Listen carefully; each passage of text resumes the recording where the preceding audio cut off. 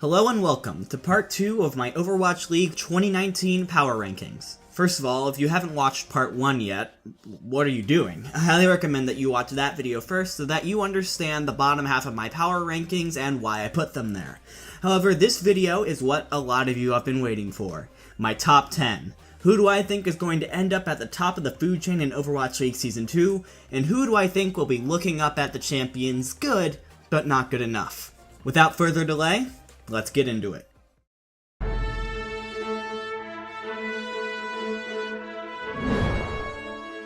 When I first saw the Atlanta Reigns roster reveal, my first thought was, wow, I can't believe the Fran is actually going to be in Overwatch League. But my second thought was, meh. I had this team outside of my top 10 for a very long time. Actually, it was until about a day before I started writing the script for part 1, I actually had the Fuel as number 10 and the Reign as 11, but I decided to swap them. Why? Well, when we talk about the Reign, I feel like the first thing that needs to be brought up is the tank line of Pokpo and Dako. The Element Mystic tank line was considered to be one of the strongest in all of Contenders' Korea last season. They were up there with the tank lines from Runaway and Kongdu Panthera, and were a huge reason why the team was a semi-finalist last season. You should definitely be keeping an eye on them. Their supports are a couple of very underrated players that could really end up being an above-average support duo. Masa was a rock for Team Giganti last season. He helped keep the team near the top of the Contenders Europe scene last year despite losing nearly their entire team to Overwatch League Season 1. Meanwhile, Kodak is a bit more of an unknown quantity. After getting overshadowed by Asking a lot over at Snakes, Kodak went on to be a bright spot for Team Germany in the most recent Overwatch World Cup. With the help of a main support like Masa, Kodak may really be able to shine, like he could be this year's European Jonak. This brings me to the most questioned portion of this team, the DPS. Blair's hitscan was a big part of LNL's playoff run last Contenders NA season, but will it be able to hold up in Overwatch League? Erster has won Contenders China twice with Lucky Future Zenith, but was often overshadowed by players like Diem. And then, there's the Fran. No one is ever going to question his mechanical ability, but his ability to grind with the team for an entire season and stay alright mentally, the ability to stay cool through the ups and downs, that's what's in question. However, after his little meltdown on Twitter about 2 months ago that nearly led to the termination of his contract, Fran is back on Twitch streaming Overwatch regularly, and has honestly been very upbeat and fun to watch. Maybe it's because Torb isn't quite as much of a throw pick anymore, but still, could he possibly be reformed? When I look at the Reign, I see a lot of unproven players, but I also see an incredible amount of potential in every player on this roster. When I think about the Reign, I get this weird feeling in my chest. I think they call it hope?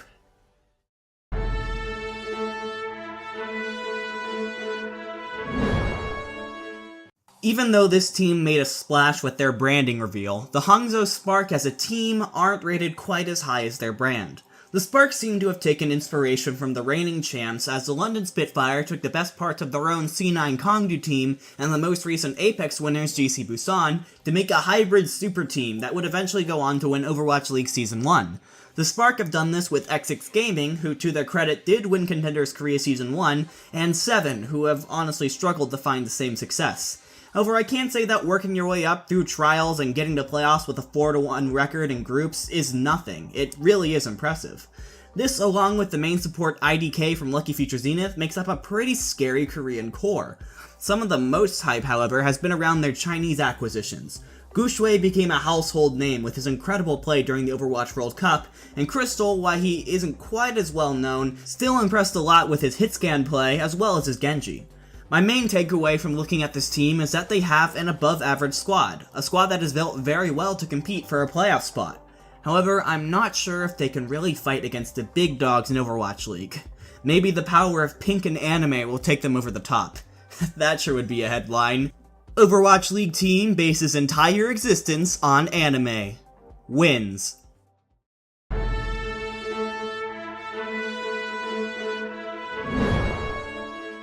Let's talk Valiant, because honestly, I'm not sure how this team thinks it's a title contender again.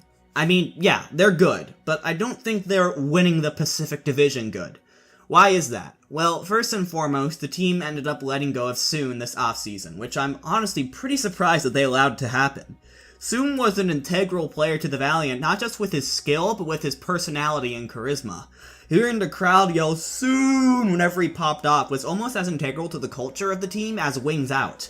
The Valiant are losing a pretty big piece of their puzzle and have largely done nothing to replace him. The only addition they've made is Kuki, who is pretty obviously going to be a backup main tank to Fate, so that's no big deal. To be fair though, that is exactly what we said to him about Miro last season, so who knows. I'm honestly not sure what the plan is for the Valiant, whether Bunny is going to come in for hitscan full time, or maybe they'll have Bunny, Agilities, and KSF on rotation, or maybe they flex Kareev to hitscan again. But in my mind, one thing is certain. The Valiant have downgraded this offseason. They'll be good, but they won't win the division again.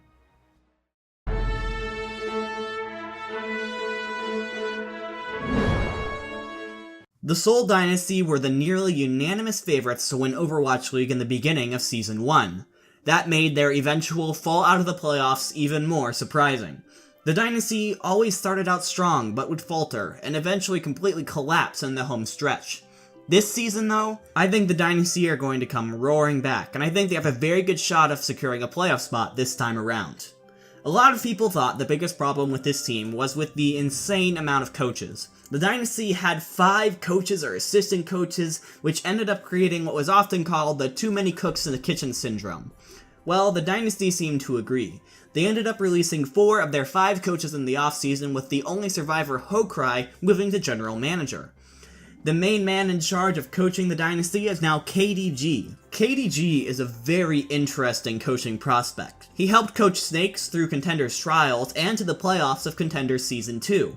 Obviously, the Dynasty thinks he has a lot of promise, and I'm excited to see what he comes up with. He will also be joined by Changun of the London Spitfire and Why Not of O2 Ardiant in a much more manageable 3-coach setup. Now, on to the players. In the end, the Dynasty are more or less retaining the core that they had last season. Lunatic High legends like Ru Jae-hong, Toby, and Zunba are all still here. Fleta is back after really popping off during the World Cup finals and convincing everyone that he is still the meta. The second biggest problem that people had with the Dynasty was with their main tanks, which turned into a revolving door with Miro, Kuki, and even Jae-hong for a little bit. Both Miro and Kuki are now gone, and to compensate for that, the Dynasty have done just about as good as they could possibly do by acquiring Fissure from the Gladiators during the off-season. And I'll just get this out of the way, I think Fissure has found his home. He has exactly what he wants, a hard-working, all-Korean team that will let him start. However, if something were to happen, the team picked up a solid tank duo backup, Marvel and Michelle, both from Lucky Future Zenith. There are even some rumors going around that they could actually be seeing some starting time next season. There has been a lot of hype surrounding the pickup of Jesse, the main support from Element Mystic. It will be interesting to see whether he gets the nod over Toby, but there has been a lot of praise for the main support so far, and may finally fill the hole that the Dynasty had as a main shot caller and in-game leader. I also want to talk for a second about Fitz, because the DPS player has only played in Open Division and Contenders Trials for Go and Water S. If the Dynasty have finally found the DPS player that is truly worthy of putting next to Fleta, the Dynasty are suddenly one of the most complete teams in the league. While there are a few questions, this is a team that did a good job patching up its holes and fixing its problems this offseason. No one is denying the ridiculous amount of talent on this team. If their coaching rework ends up paying off, and their scouting was accurate, I wouldn't be surprised to see them competing for the top yet again.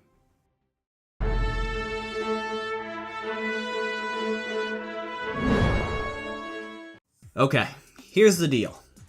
I have no idea what went on inside the LA Gladiators before their playoff match against the Spitfire.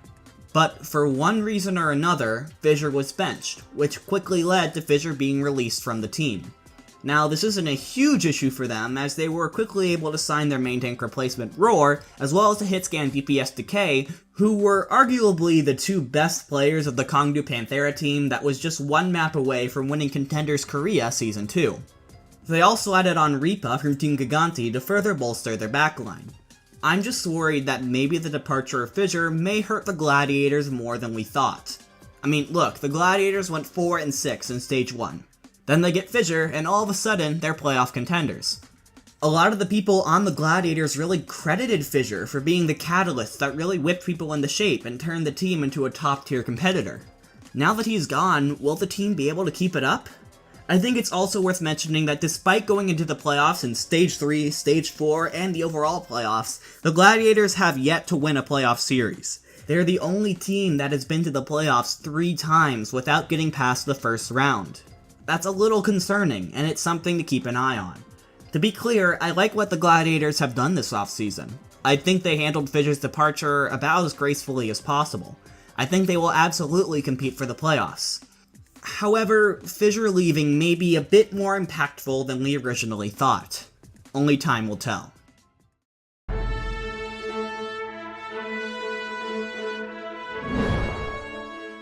If people thought the San Francisco Shock were playoff caliber in the latter half of Season 1, Season 2 is going to be crazy. In return for sending Dante off to the Outlaws, the Shock gained Smurf, the former main tank for GGEA. I'm very interested to see if maybe he ends up taking the main tank slot from Super in order to create a Korean tank line with Choi Hyobin. That's going to be a matchup to watch. They also promoted Rascal from Energy to the main roster, which makes total sense, and we all knew it was going to happen the second he was signed to the Academy team. He's an amazing talent, and it definitely deserves to be in the Overwatch League. Signing Violet is also an interesting move. The flex support from O2 Ardeon is talented, yes, but Sleepy was one of the bright spots on this team all of last season. This is another matchup to watch. Finally, there was the bombshell that was dropped late into the offseason, the Shock acquiring Striker from the Boston Uprising. Okay, I totally get it. Striker was one of the best DPS in the league last season, period. If you see an opportunity to get him, you get him. Reuniting him with Krusty was probably also on their minds. However, look at this DPS rotation from the Shock. Striker, Architect, Rascal, Sinatra, Baby Bay? Who starts here? Does this not spell logjam to any of you? Like, any of these guys could start on a lot of other teams. I worry that the Shock have too much of a good thing. I worry they will struggle to handle their mixed roster. The bottom line is, I think the Shock have the pieces to win this whole thing. However, with all of the personalities on this team, putting them together will be a delicate balancing act. Will the Shock be able to pull it off?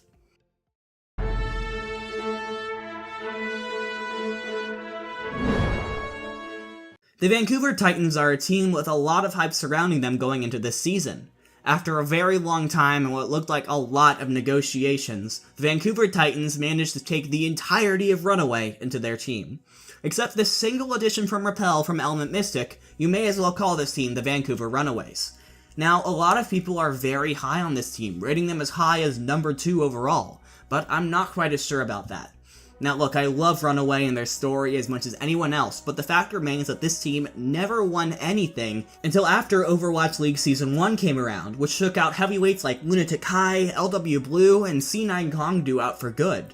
And by the way, if Runaway is indisputably the best team in Korean contenders like everyone seems to think, then why didn't the exact same lineup win Contenders Korea Season 1 as well?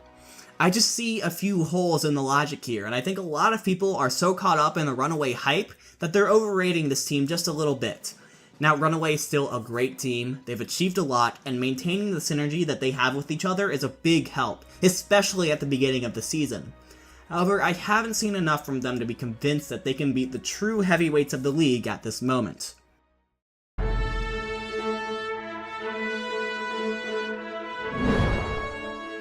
Season 1 for the Philadelphia Fusion was a roller coaster of emotions. They weren't able to play in the preseason, they had a rocky start, they went to 5 maps against the Dragons twice. However, they also upset the Spitfire on the Stage 2 playoffs, pulled out a playoff spot, and ran with it all the way to Barclays Center. It was a crazy season to be sure, and I think the biggest thing I learned about the Philadelphia Fusion is that they have one of the biggest clutch factors in the entire league. No, they didn't end up adding much of the roster this offseason, but that's only because they didn't need to. Carpe, EQO, Poco, Neptuno, all of these guys have had pop-off moments when the team needs them the most. I mean, how many times have we seen Carpe just decide to win a game, and then nobody can stop him? Too many, I say. Too many. This roster has only had more time to get together and become as great as they can possibly be. I really don't have much else to say. Adding on Elk as a two-way player is great for them, and give the team options at support if they need it, and other than that, it's just the same old Fusion, back with a vengeance.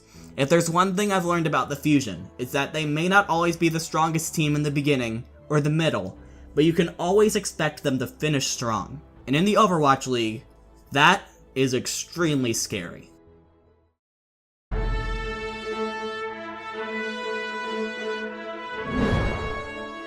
Oh, NYXL, what is there to say about you? The undisputed best team in Overwatch League during the regular season that would end up bowing out on their first series in the overall playoffs. I kinda feel bad for this team because they have to live with the stigma of being playoff chokers for at least another year. Getting away from that though, let's talk about what the NYXL have done during the offseason. I don't think losing Janus is a huge deal for this team. I mean, Mana was pretty obviously going to be the starting main tank no matter what. However, slightly more concerning is the loss of Wizard Hyung to the DC Justice. This man is the typical genius after all, and ended up taking a lot of the credit for the strategies that the NYXL used to get to the top in Season 1. Also, let's talk about the players that this team signed. They got Flower and Nene from XL2, which makes total sense. Nene was an incredible player for XL2, and even though Flower didn't end up playing as much, all you need to do is look back at the 2017 Overwatch World Cup to see just how much potential this guy has. The main issue is, well, look at their DPS players. Say Bjolby, Libero, Pine, Flower, and Nene. Now, some people are saying that Nene was brought in for flex tank, not DPS, but he shows up as a DPS on the Overwatch League website, so that's what I'm taking it as. This is literally the Shock's problem, but 1,000 times worse, because any of these players could be starting on just about any other team in the league, and they all know it. How will the Excelsior possibly deal with that and give all of these players the time that they deserve? Will it cause internal issues? I still have the same opinion of these guys as last season. As far as raw talent, nobody can beat the New York Excelsior. The only thing that can really get in their way is themselves.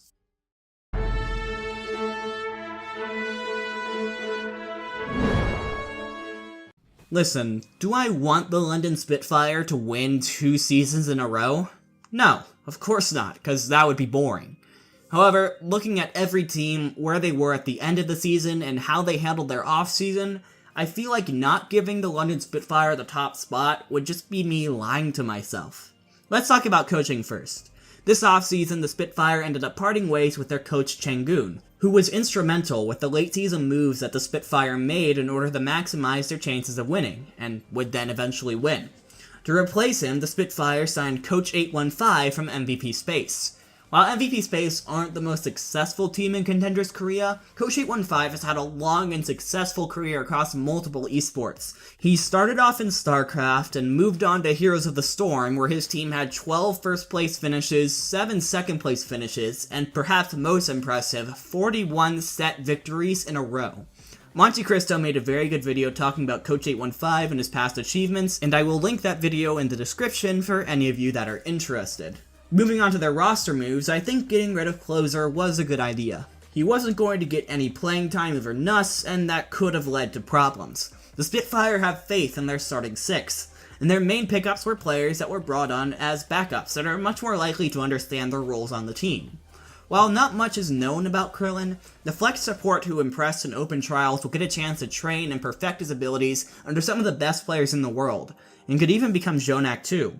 Meanwhile, Guard is a solid backup hitscan player. The former Element Mystic DPS is an excellent insurance policy in case Birdring starts to slump again. The London Spitfire have been building for next season with a clear goal in mind. They don't want to change much with their starting 6, but have picked up some excellent backup players who aren't just insurance policies, but promising prospects who can now train under some of the best staff and players in the world. The London Spitfire won Season 1 of the Overwatch League, and in my opinion, they've put themselves in the best position of any team to win Season 2. And there it is. My preseason power rankings for Overwatch League Season 2 are complete. I can't wait to look back at this in 6 months and laugh about how wrong I was. Anyways, what do you think about the top half of my power rankings? Let me know your opinions in the comments. I genuinely enjoy reading them and seeing where everyone stands. Also, if you're new here and you enjoyed this video, please leave a like and subscribe. I try and make competitive Overwatch content at least once a week. Until next time though, that's all for me. Don't get tilted.